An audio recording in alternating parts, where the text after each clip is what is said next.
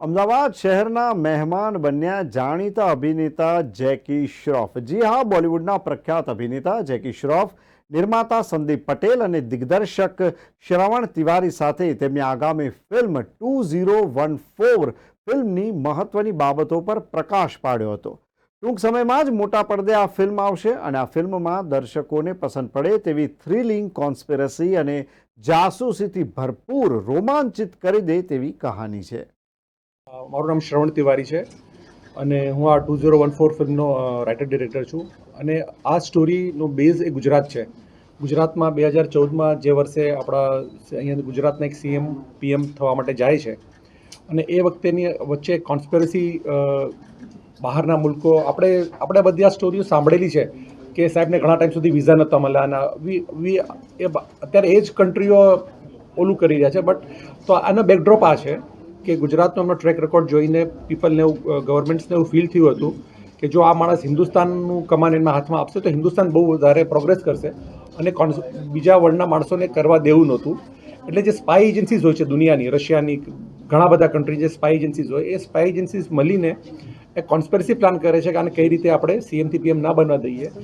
એ ટાઈમમાં આપણે ઇન્ડિયાના એક સ્પાય છે, જે એક્સ સ્પાય એક્સ મિલિટરી રહી ચૂક્યા છે, કેપ્ટન ખન્નાનો રોલ જે આપણા જેકી સર કરી રહ્યા છે, એ અકેલા હાથે કઈ રીતે એ બધી કોન્સ્પિરસીને કઈ રીતે તોડે છે અને how he helps him out to get at where he should be there અને કઈ રીતે ત્યાં જઈ શકે એનું એક પ્લોટ અને ફિલ્મ છે। It is a fictional story based out of a true facts. મારા જેવી ફિલ્મ કે મારા જેવી વસ્તુઓને એમને કોઈ સપોર્ટની જરૂર નથી। એમને બહુ મોટા મોટા કામ કરી નાખ્યા છે અને એવું અમારે ઇલેક્શન કદાચ એવું બી બને કે ઇલેક્શન પહેલાં ફિલ્મ આવે કે ના બી આવે, એવું બી કારણ કે અમારે રશિયન શૂટને બધું બાકી છે, એટલે ઇલેક્શન સાથે અમારે કંઈ લેવા દેવા નથી। અને બીજી વસ્તુ, અમે એટલા નાના માણસો છીએ કે અમે સપોર્ટ કરી શકીએ એવું નથી because his graph is too long.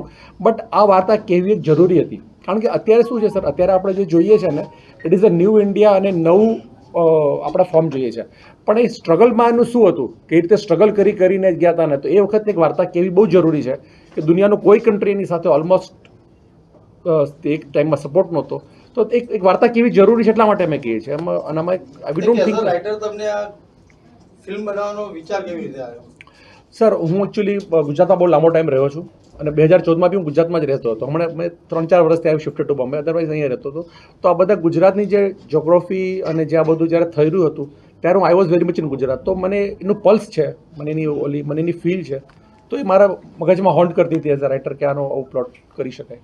અરે સોલિડ એટલે પહેલી વાર આવો રોલ આપ્યા છે મારા હીરોએ, ઇન્ટેલિજન્સ ઓફિસર, જે આટલા બિગ મોટિવ જે છે એને કેવી રીતે સોલ્વ કરવાનો, એ સ્ટાઇલ કેવો છે તારો ચાલવાનો, બોલવાનો, એટલે હેન્ડલિંગ બહુ સરસ છે।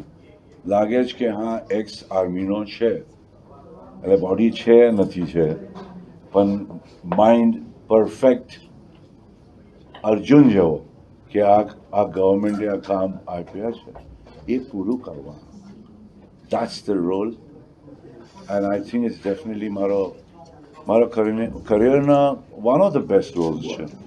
I have done Gardish, I have done Kaash, I have done many films that Parinda हाँ, कई किए, 1942 लव स्टोरी, देवदास, वो बात नहीं है, मगर ये रोल जो है वो मेरे को कुछ अलग ही मेरे को अलग फील करा रहा था। एक एज ए गवर्नमेंट सेवक, as an organisation, as an intel organisation, as a police of the country, as a army असली हीरो तो आर्मी है बॉस, और मुझे ऐसे असली हीरो का रोल पोर्ट्रे करने को दिया और किस तरह से इन्होंने संभाला, वो बहुत बड़ी बात है मारा माटे। तो it's like a gold in my heart and I hope you people like it. તમને જઈને જોજો, પછી આપણે જોઈએ।